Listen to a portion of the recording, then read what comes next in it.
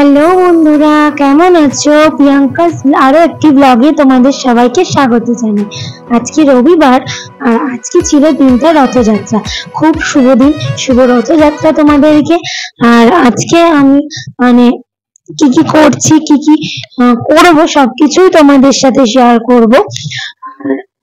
আজকে সকাল থেকে ব্লগটা স্টার্ট করেছি। আর আজকে আমাদের ঠিক করা হয়েছে মাম্মামকে, আমার ছোট মাম্মামকে মুখে মামা ভাত দেওয়া হবে। ওর অন্নপ্রাশন হয়ে গিয়েছিল অনেকদিন আগে, আর মামা ভাতটা বাকি ছিল।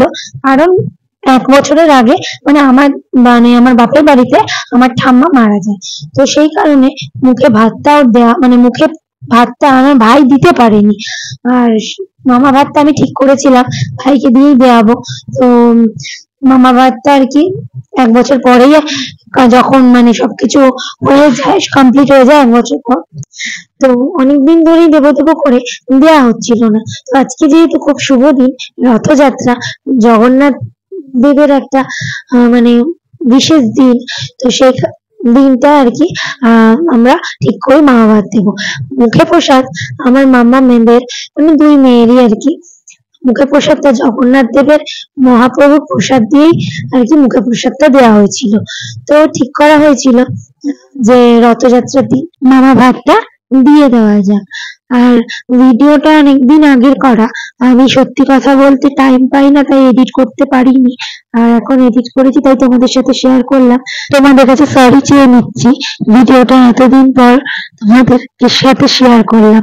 তো দেখো, এখানে মাম্মাম খাচ্ছে আর মাম্মামকে খাওয়ানো হচ্ছে, আর মাম্মাম খুব কান্নাকাটি করছে। তো তোমরা তো অন্নপ্রাশনের ভিডিওটা দেখেইছো, অন্নপ্রাশনেও খুব কান্নাকাটি করেছে, আর মামা ভাতেও কান্নাকাটি করছে। তো এই যেখানে পায়েস করা হয়েছিল, 5 রকম ভাজা ভুজি, ডাল, মাছ সব রকম দিয়ে মামা ভাতটা কমপ্লিট করা হলো। আর এই যে ভাই এখানে আশীর্বাদ করছে। তো অন্নপ্রাশনের সময় সবাই আশীর্বাদ করেছিল, আর এখন শুধু মামাই আশীর্বাদ করছে। মামাই সেই সময় আশীর্বাদটা করতে পারেনি, ওই জন্য এখন মামা আশীর্বাদ করছে। মামা আশীর্বাদ করছে যখন চুপ করে দেখছে কি করছে ওর সাথে। আর এই যে ওর মামি আশীর্বাদ করে নিচ্ছে। তো আজকের দিনটা সত্যি খুব ভালো। আর এই যে দেখো, আমাদের মামা দুপুরবেলা সব খাওয়া দাওয়া কমপ্লিট করে আমরা এখন বেরাচ্ছি গঙ্গার ধারে। কারণ আজকের দিনটা তো বললাম রথযাত্রা, তো খুব শুভ দিন, তাই জন্য আমরা যাচ্ছিলাম গঙ্গায় জল তুলতে।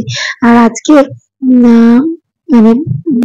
জোয়ার ছিল, অনেকক্ষণই জোয়ার হচ্ছিল, 5টা অব্দি জোয়ার ছিল। আর আমাদের খেয়ে উঠতে উঠতে প্রায় অনেক বেজে গিয়েছিল, তাই 5টার মধ্যে আর এসে আমরা পৌঁছাতে পারিনি। তো আস্তে আস্তে ভাটা পড়তে আরম্ভ করেছে, তো ভাবলাম জলটা তুলেই নি।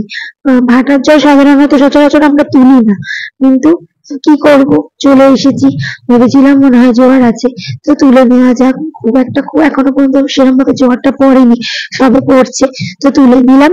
তো এখন যাবো বাড়ির দিকে। গঙ্গার ধারটায় আসতে না মনটা পুরো একদম ভালো হয়ে গেল। আর এই দেখো, রাস্তায় দিয়ে যাচ্ছি, আর আমাদের এখানে আমাদের তো এই জায়গাটার নাম বাটানগর। তো এখানে সব থেকে ফেমাস হচ্ছে বাটার জুতো। তো এই যে বাটা যে কোম্পানিটা, সেই কোম্পানিরই একটা ভাগ তোমাদের সাথে শেয়ার করলাম। রাস্তা দিয়ে যেতে যেতে দেখো কত ছোট ছোট রথ দেখতে পাচ্ছি, আর সেই ছোটবেলায় রথ টানার কথা মনে পড়ে যাচ্ছে। তো আমার ভিডিও কেমন লাগলো জানি, ভিডিওটা ভালো লাগলে প্লিজ লাইক, কমেন্ট আর সাবস্ক্রাইব করে দিও, যাতে আমি আরো সুন্দর সুন্দর ব্লগ তোমাদের সাথে শেয়ার করতে পারি। তো আজকের মতো বাই বাই।